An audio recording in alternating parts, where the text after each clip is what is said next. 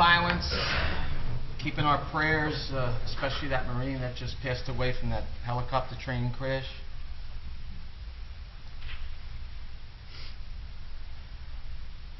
Thank you. Pledge, Dennis? Pledge allegiance to the flag of the United States of America and to the republic for which it stands, one nation, under God, indivisible, with liberty and justice for all. Notice of this meeting pursuant to the Open Public Meetings Act, NJSA 10:4-10, has been complied with and shall be entered into the minutes of this meeting. Roll call. Freeholder Armwood. Here. Freeholder Belmonte. Here. Freeholder Kenny. Freeholder Polos. Here. Freeholder Tamaro. Here. Freeholder Valenti. Here. Freeholder Director Rios. Here. We have some recognitions.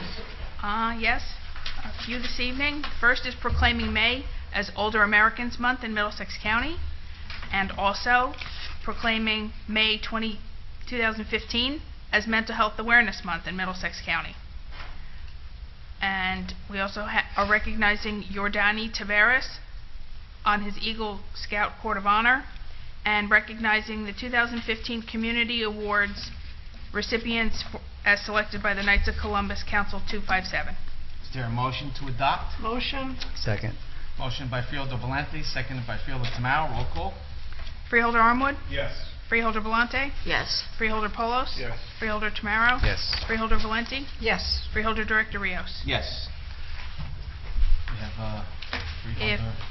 Bonnie Leibowitz would come forward, please.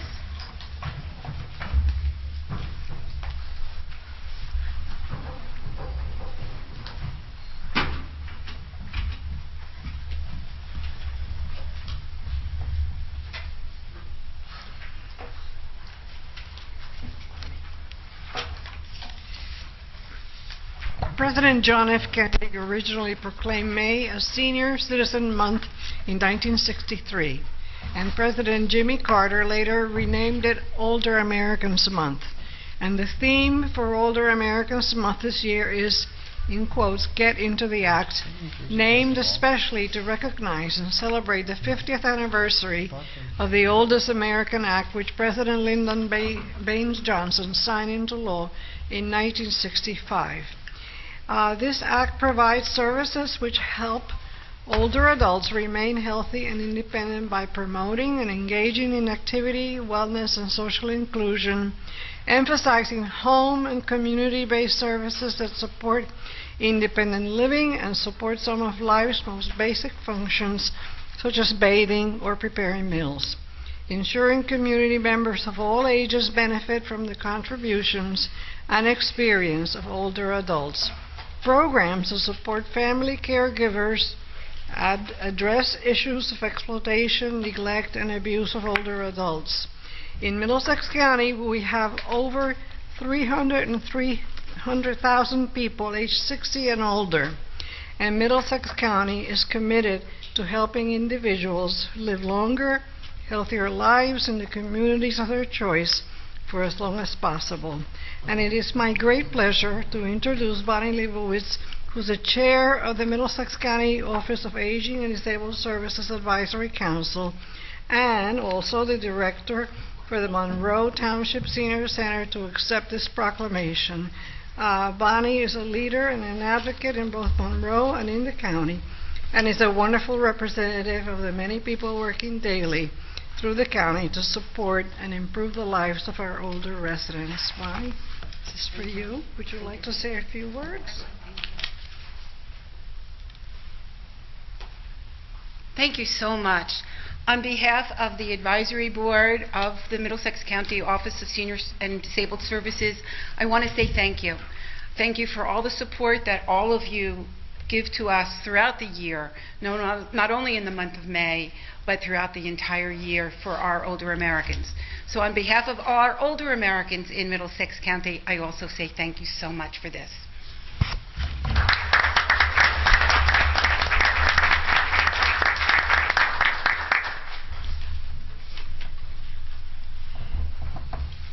And May is also Mental Health Awareness Month. For more than 50 years, our National Mental Health America has proclaimed May as Mental Health Awareness Month to raise awareness about mental health, combat the social stigma associated with mental illness that often prevents people from seeking help, and promote the principles of wellness and recovery. This year's theme highlights the recent collaboration efforts between the criminal justice and mental health communities, bringing attention to the activities of the Middlesex County Mental Health Justice Involved Task Force. And the goals of the task force are to promote collaboration between criminal justice professionals and the mental health community, help individuals with mental illness and developmental disabilities and their families get linked to needed services and treatment rather than involved in the criminal justice system, and to promote safety and best practices. It is my great pleasure to introduce Jessica Oppenheim. Is she here? Come on over. Middlesex County Mental Health Justice Involved Task Force Chair, and Elena Kravitz, Manager of the Moving Forward Community Wellness Center and Task Force member, to accept the proclamation and to thank you for all your wonderful work. And this is the proclamation. Would one of you like to say a few words? Thank you so much. Thank you. Thank you very much. I'd like to just take this time to thank all of the freeholders. Thank you, Freeholder Valenti, very much. And to all the freeholders in all of Middlesex County for the insight in embracing the opportunity to support a mental health criminal justice involved task force in the county.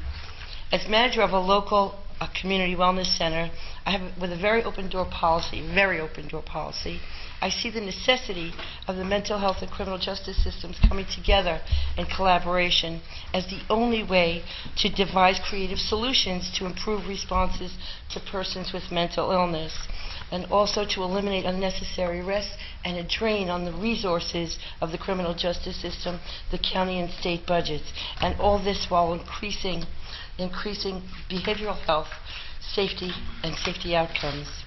At this time, I also want to take the opportunity to extend my appreciation and thanks to all the members of the Mental Health Criminal Justice Involved Task Force for the time, the energy, and the thoughtfulness they give to this monumental endeavor. Thank you very much.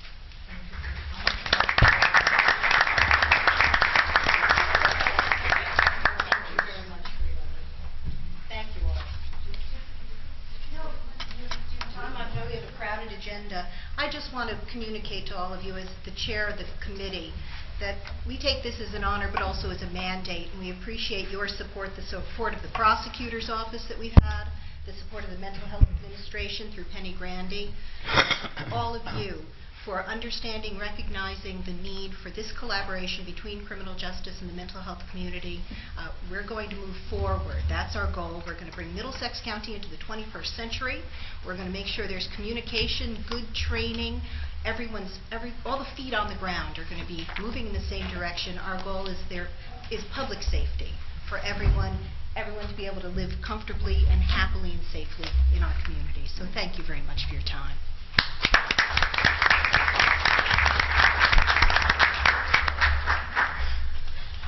Reports of freeholders. Freeholder Ken Armwood. Thank you, Freeholder Director. Good evening, everyone. Office of Workforce Development, Old Bridge Township Job Fair, Wednesday, June 3rd, 9:30 a.m. to 1:30 p.m. Old Bridge Township Civic Center, 1 Old Bridge Plaza. For more information, please call 732-745-3970. You can also search on our website, the county website, www.co.middlesex.nj.us, and search for job fairs. Check our website after May 27th for a complete list of registered employers and jobs. From the Office of Cultural and Heritage, Sunday, May 31st, 2015, 10 a.m. until 4 p.m., Middlesex County History Day. This event will be a site-wide open house featuring activities for all ages, historic craft demonstrations, learn about the history of your town in our local history tent, and meet members of over 20 historical societies and groups featuring exhibits and displays. A musical quartet will perform 18th century music. Take a hard hat tour through the village restoration of the Wagon House, along with never-before-seen artifacts from the Raritan Landing excavations. A fun-filled day for all history lovers. Free of charge, rain or shine, no advance registration required. And I'd just like to encourage everyone to please remember that this weekend is Memorial Day weekend. Please, if you need to do anything, there are plenty of fairs and parades around the county this weekend. If you want to go to a cemetery to plant a flag, but let's do something to remember all of those who sacrificed their lives for our country. And that concludes my report. Thank you very much. Thank you, Freeholder Armwood. Freeholder Deputy Director Carol Belmonte. I have no report. I have no voice. That's Freeholder Charlie Tamaro. I'm sorry, Freeholder H. James Polos. Okay, thank you, Director. Spent the better part of a half a day today down at the Fire Academy. It was a busy day down at the Middlesex County Fire Academy, starting off this morning with a highly productive task force, reentry task force meeting that I convened. The purpose of the task force meeting today was to bring back the original members of the task force, talk about the accomplishments that we've made in the last several months, thanks to the great cooperation of our warden and a great team of individuals. And we began to map out what our plan is going to be over the next 6 to 8 months. Very productive meeting. I want to thank all the members of that task force for their efforts this morning. We also had a press conference this morning at the Fire Academy relating to propane tanks, and it was on 2 issues. One, needless to say, is the safety issue of the use of propane. We're entering the grilling season. Believe it or not, it's going to be warm out soon. I know it's cold tonight. We have coats on, but shortly we will be in shorts outside grilling our favorite steak or burger or chicken. And we talked about the necessity to have good safety in mind when it comes to propane tanks. I would remind everyone that a tank that is rusted, pitted, or older than 12 years old, and there is an actual stamped date on the tank, should not be refilled or reused. You can purchase a new one at any big box store or hardware store for about $30 to $40, and for your safety, you should consider doing that.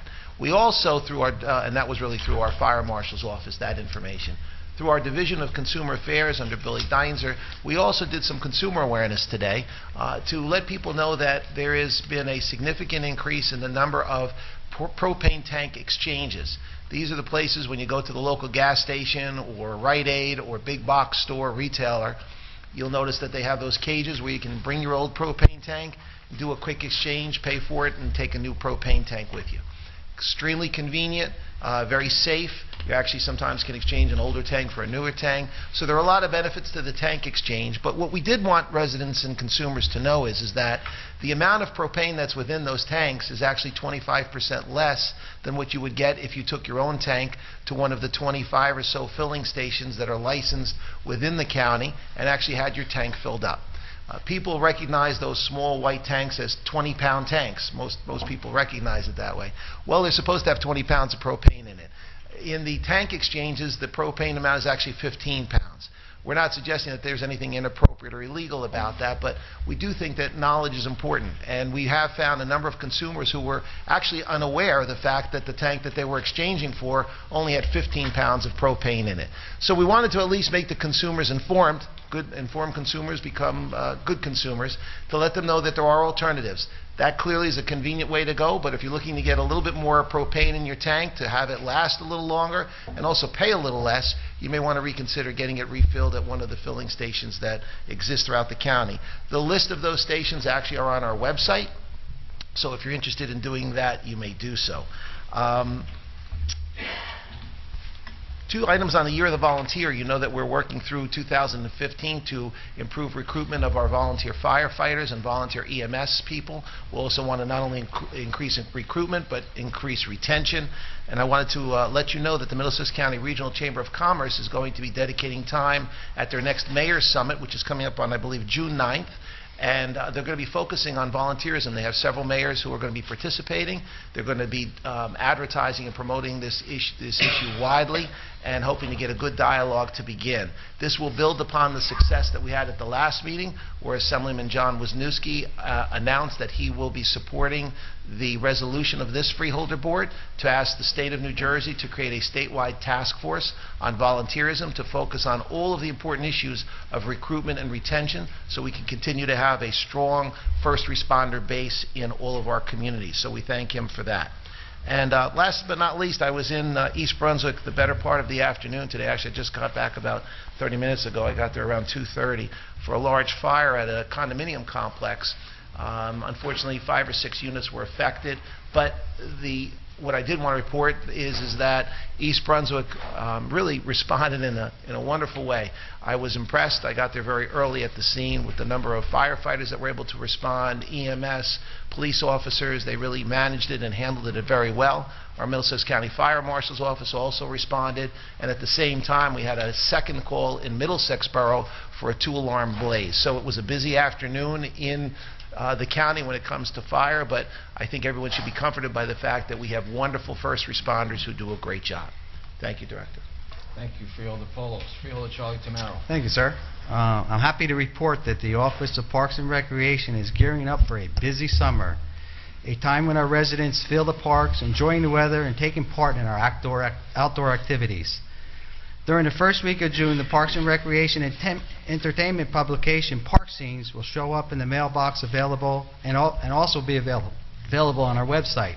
The informative guide will give a complete rundown of all the events taking place in Middlesex County Park System, including the 2015 Plays in the Park schedule, as well as a list of dates of times and performers for our numerous free parks taking place in our 4 county parks. We also are kicking off the summer on Saturday, June 13th, with our 2nd annual Middlesex County Fishing Derby. This year, young anglers ranging in ages from 4 to 14 will be fishing from the famous shores of the Roosevelt Park Lake in Edison. Ronnie Rios, our director, if you have to leave your fishing pole home at that time, you don't make the age group. The lake will be freshly stocked, and most everyone will catch a fish, according to Rick Lear. The event is free, but registration is required. Please fill out the registration form found on our website and drop it off at our Parks Administration Building, 1030 River Road, to pre-register. Check-in will take place at 8:30 a.m. The event runs from 9 a.m. to 12 p.m. Registrants must be accompanied by a parent or guardian and provide their own fishing equipment and bait. Prizes will be awarded in multiple age groups. More information is available on our Parks and Recreation website by calling 732-745-4484. And as my colleague Armwood said, this weekend is Memorial Day, May 25th, on Monday, where we honor our men and women who sacrificed their lives protecting our freedoms. We open up our meeting, every freeholder meeting, whether it's our agenda meeting or our business meeting, with a moment of silence for our people serving our country today. And we also have probably one of the best veteran programs helping the veterans get housing in our county. You know, this summer, for the first time, we're going to try something. And it's little, but it'll probably mean a lot to the people we're providing it to. We're going to allow our members of our in-service people who are serving either in the Army, the Air Force, the Marines, the Army National Guard, or the Coast Guard to come to our plays in the park and not be charged for free. They will, they and their family, the immediate family, it'll be husband, or wife, or children. But they also have to call. It's going to be all for our active U.S. military service members and their immediate family. There will be a select number of seats available for each performance.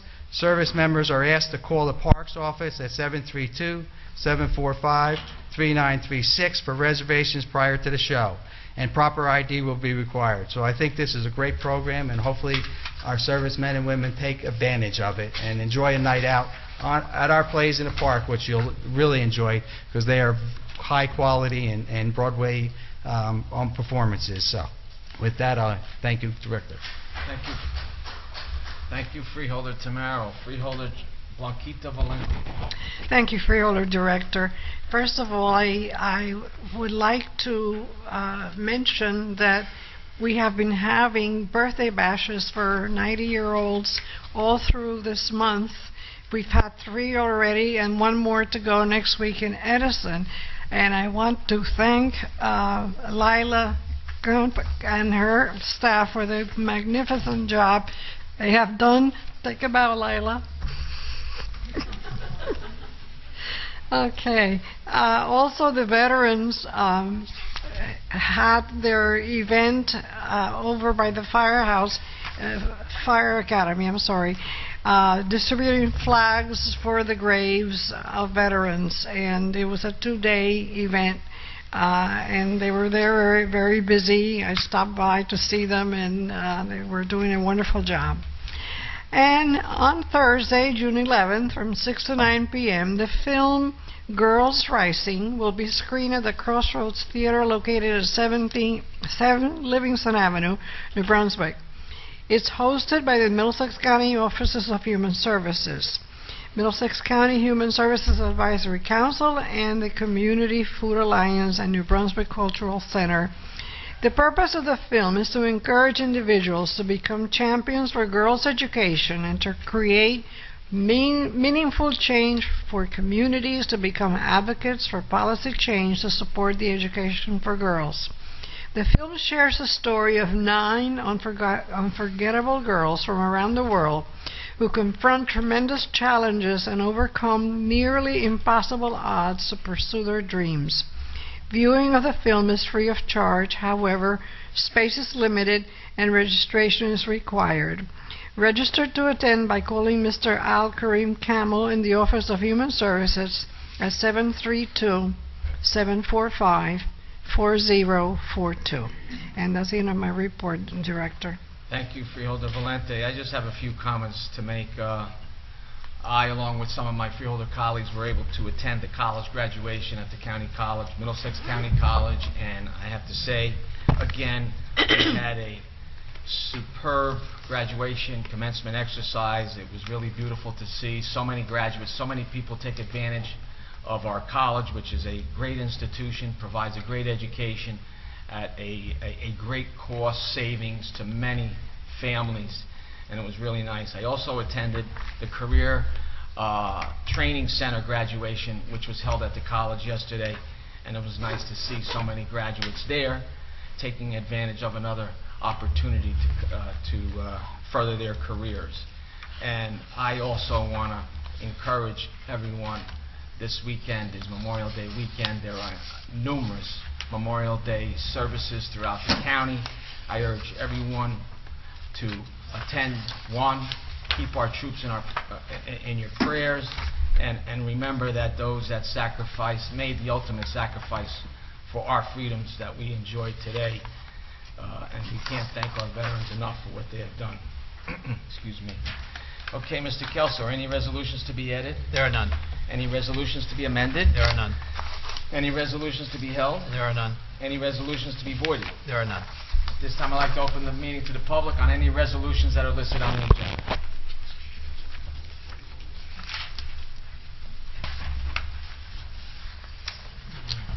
Good evening, Freeholders. My name is Charles Cradaville. I hail from New Brunswick. Just real quick on 940, appointment of David Blevins from New Brunswick. I think he's a great choice, and please don't hold that against him. The rest of my questions deal with the under Office of Adult Correction and Youth Services. Is the warden here, Mr. Cranston? Yes, he is. Okay. Can the warden tell us why the bids are being rejected for the linens? Well, I think that would be the purchasing agent would answer that question. Okay. The bids that we solicited for the linen supplies last year, most of the items that came in were not American-made, and the American-made products were too expensive, so we rejected the bids, and we actually are purchasing the items through DEFCOR, which is a state agency that knows it. So they're manufactured by prisoners? Yes. And then the next item, the Picture Link imaging system, was that a openly bidded contract? Dynamic imaging systems? This is the very next one, 961.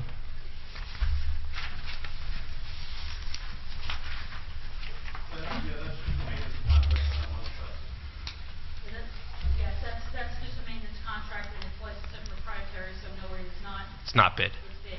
The people that we purchase the system from are the ones who provide them. Understood. And so that's the total cost for a full year? Yes. Okay. That's all I have. Thank you. Anyone else from the public want to speak on any resolutions that are listed? Move to close the public portion. Second. Motion to close by Freeholder Tamaro, seconded by Freeholder Valente. All in favor? Aye. Aye. Opposed? Motion carries. Okay, Mr. Kelso, a motion is in order to adopt consent. Do we have any freeholders that have to recuse themselves from any resolutions? None? Okay, Mr. Kelso. Yes, Freeholder Director, then a motion would be in order to adopt the consent agenda consisting of resolution numbers 15-888 through 15-977. Is there a motion? So moved. Second. Motion by Freeholder Valente, seconded by Freeholder Tamaro. Roll call. Freeholder Armwood? Yes. Freeholder Volante? Yes. Freeholder Polos? Yes. Freeholder Tamaro? Yes. Freeholder Valente? Yes. Freeholder Director Rios? Yes. Okay, at this time, I'd like to open up the meeting to the public. Anyone in the public have any comments to make?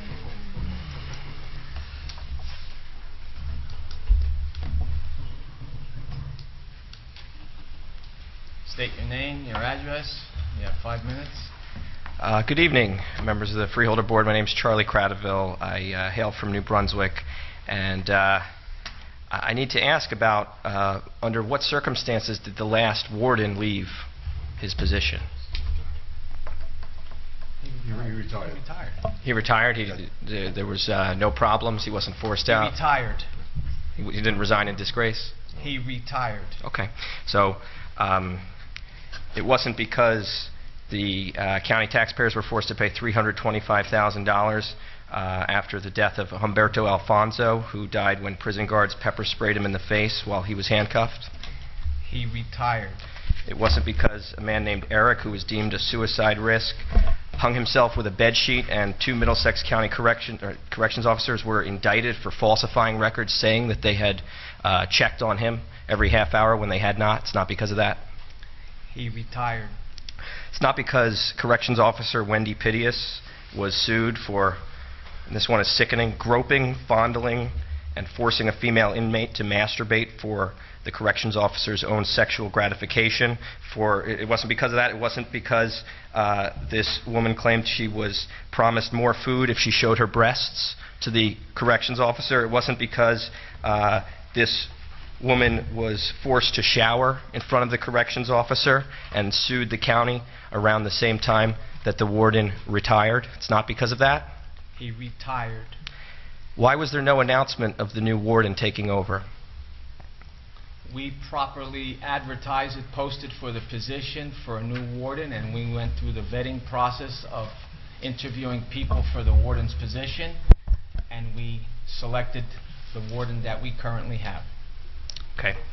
Well, as you know, I'm the editor of an online newspaper, NewBrunswickToday.com. We're also in print, bilingual in English and Spanish, and we're going to be laser focused on what's going on at the Middlesex County Jail. What's gone on in the past is unacceptable, and I demand a meeting with the new warden to discuss problems that I have brought to his attention.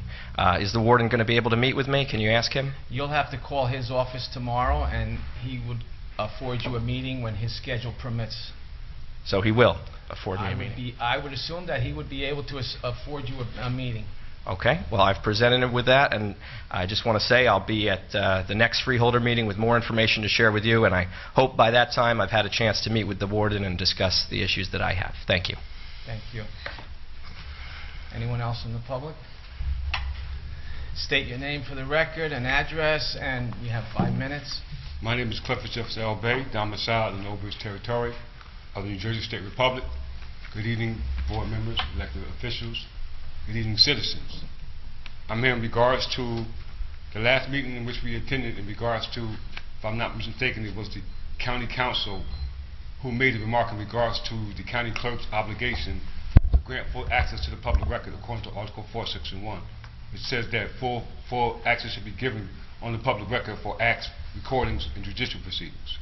The statement that was made that the county clerk don't have a statutory obligation or legal authority to file these documentations. As I stated for the record, on the record, this is a proclamation affidavit, a legal instrument that was filed on the public record at the county clerk's office. The 21 counties within the state's republic are uniform according to the state's republic form of constitution. You open your meetings according to the state's republic form of government. I'm here on behalf of that statement that he made because apparently there's a misunderstanding on the understanding of the statute. Because if you're saying that she doesn't have a legal authority according to the state statute, I understand that the county freeholders, who are also known as the Board of Commissioners or the Board of Supervisors, are the governing body for the county of the state. The clerk is a senior officer of the county So therefore, she's subject to the jurisdiction of the governing body, which is the freeholders. So therefore, I don't understand why she's saying that she don't have a statutory obligation to file these documents. So my question becomes, how are you interpreting that statute? Because according to the state's constitution, statutes are construed to the common law. The Constitution states that. So could you please state for the record, on the record, how the freeholders are interpreting the state statute? Mr. Kelso? I will repeat for you what I stated to you when you asked this question previously. Yes. And the statement is the same. The county clerk's office is prohibited from accepting for filing any documents that do not meet the specific statutory requirements for filing. What statutory requirement is There that? are statutory requirements as to what a document needs to contain in the way of signatures, notarizations, references to properties, and so forth. There are multiple statutes. What statute? Please state it for the record. I can't cite for you particular statutes because I don't know what you particularly are asking in terms of a document. I'm repeating the statement that I gave to you previously, and the point is that the clerk's office is required to follow the law with regard to filing requirements. What law is that, sir?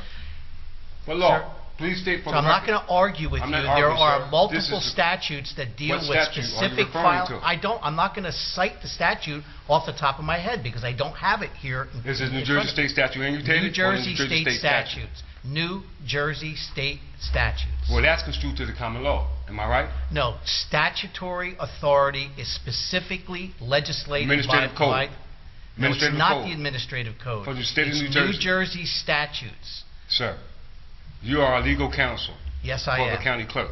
You should know this above all people. Well, no, I do, but I obviously you don't believe that I do. It's not a question because of you belief. don't accept The what I'm telling you. The Constitution says that full access should be given upon the public record for the citizens. The Constitution says that the laws that govern the state will be enacted by the state legislature and adopted by signature by the governor. they're in lieu There of are it. state statutes If that they're in govern lieu of the state's specifically Constitution. what the county clerk's office can accept or not accept for filing. On what authority?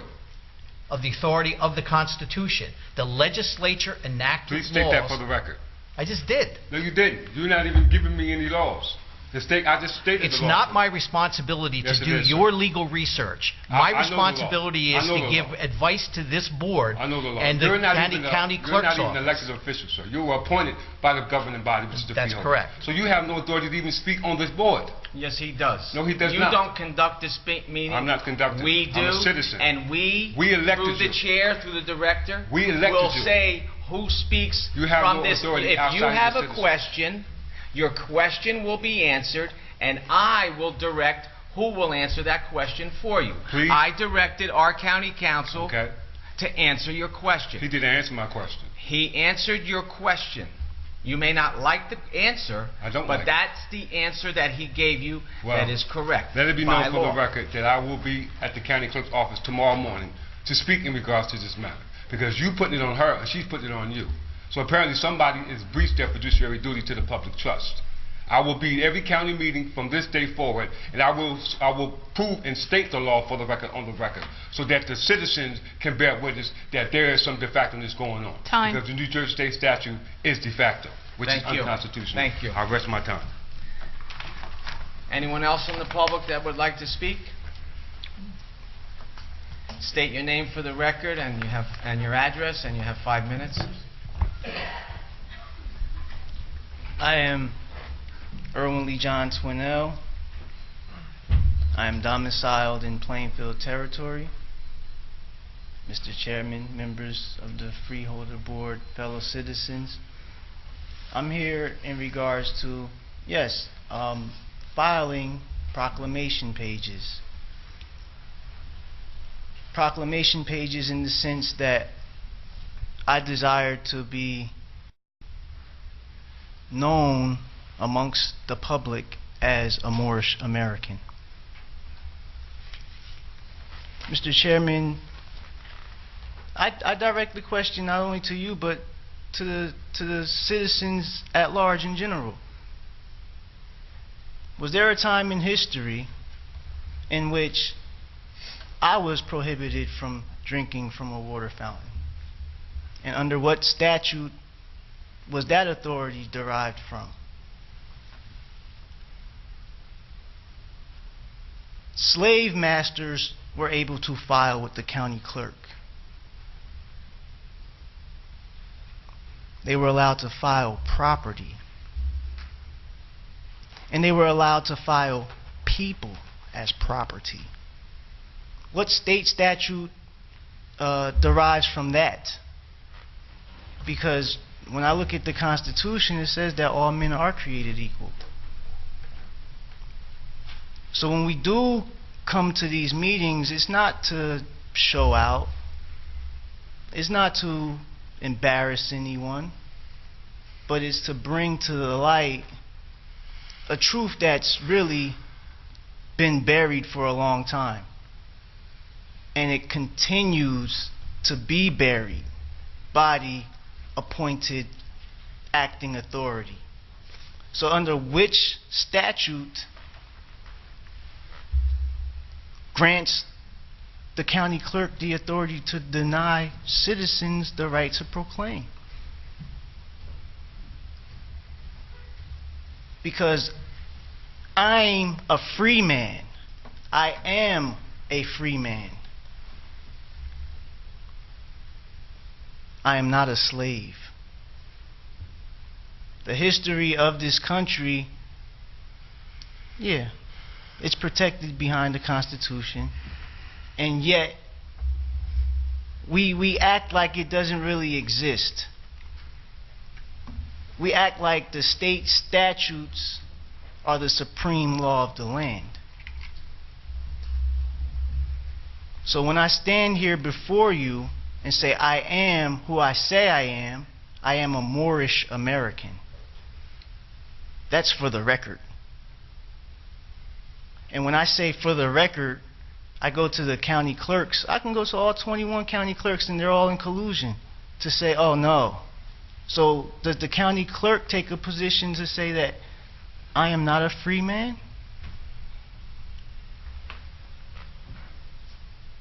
We resort to the common law, but the common law, you're obstructing it.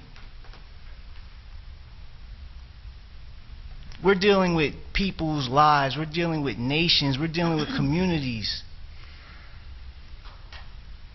The term Negro, black dilutes to slavery. That is a fact. So I stand before you and humbly ask you, why can't I take my proclamation page from my temple, from my religious authority, because I praise Allah, and there's nothing wrong with that. So when I do my constitutional duty, and I'm bumping heads with a constitutional officer that says her duty is bound to the state statutes, then what happened to the common law? Because, as you can see, your counsel can't even produce a state statute when he's had ample time to.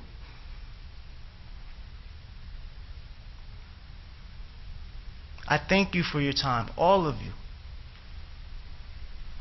All of you. But this is an issue that we must address. And we will continue to address it until it's corrected. Thank you for your time. I yield my time. Thank you. Anyone else from the public?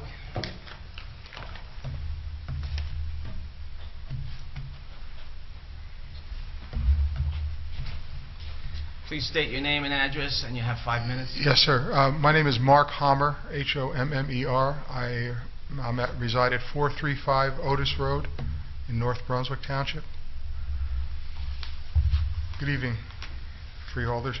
I'd like to ask you if there's been a discussion regarding this importation of, or the importation of fracking waste into Middlesex County for treatment from out of state, and has anyone discussed that at all with the freeholders?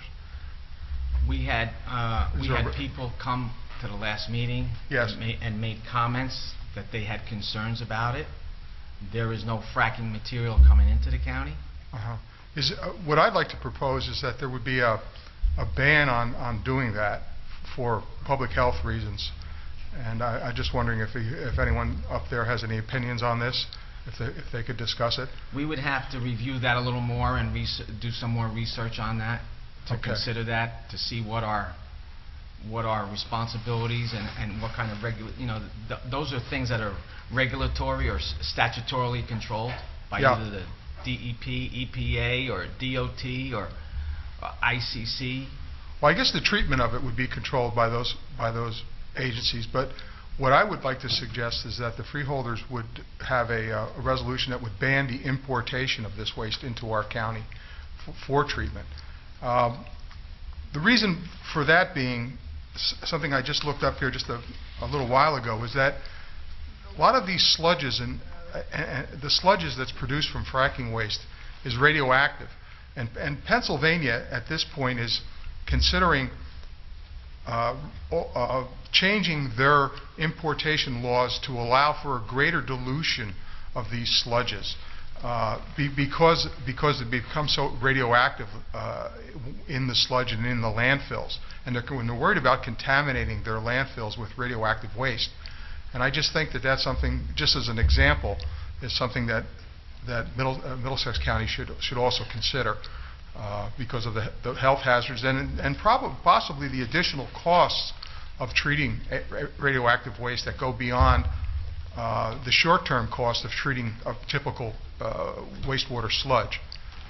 So I was just wondering if you've considered it, and I'd like to have you seriously considering banning the importation of this waste into our county and potentially contaminating our landfills with radioactive waste. As you stated, though, you mentioned that Pennsylvania is the state of Pennsylvania. Yes. So where I believe that that would be a New Jersey state statute-controlled type of policy or law or regulation through the DEP to take action on, because we would not have authority to stop the importation of it. And that would be something that I would have to yield to our county council to research. Okay. Yeah, I would just say, just briefly, there is an issue associated with the fundamental issue of legislative authority. As you know, the state legislature last year did adopt legislation which would provide for the ban that you're seeking. The governor vetoed it.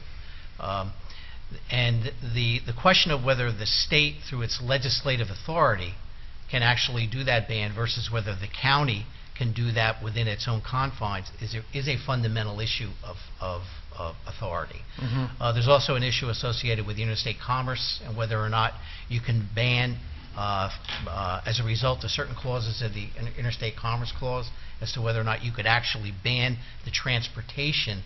And those are the kind of issues that I've been asked to look at. Okay.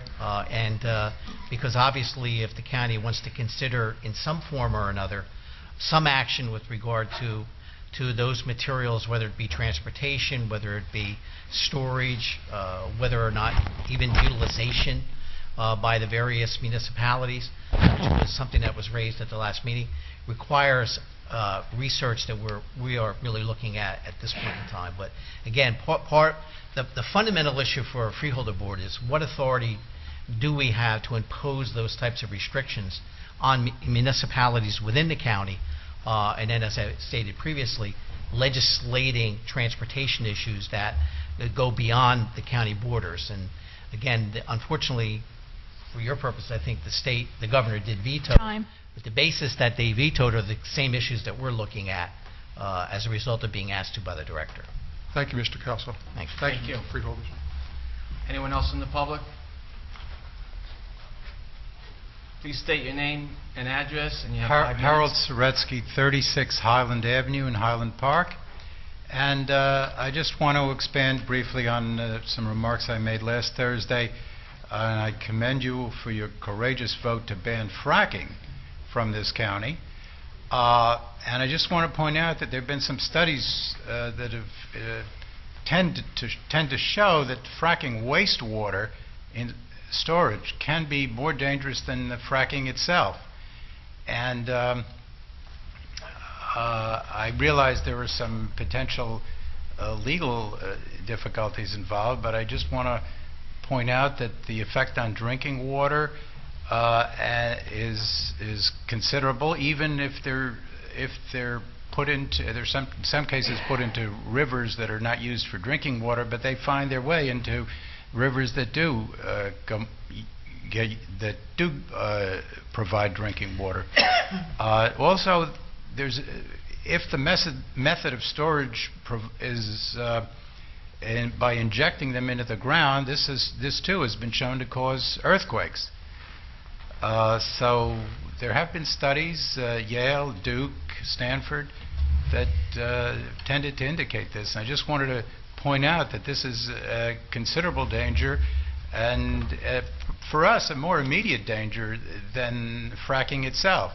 Now, I can't speak to the issues of legislative authority, but I would urge you to do whatever you can within the law to keep this waste out of our county.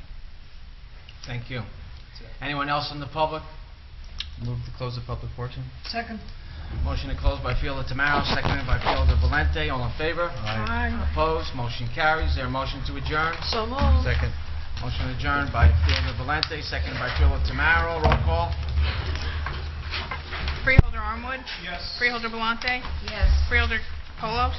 Yes. Freeholder Tamaro? Yes. Freeholder Valenti? Yes. Freeholder Director Rios? Yes. Meeting adjourned.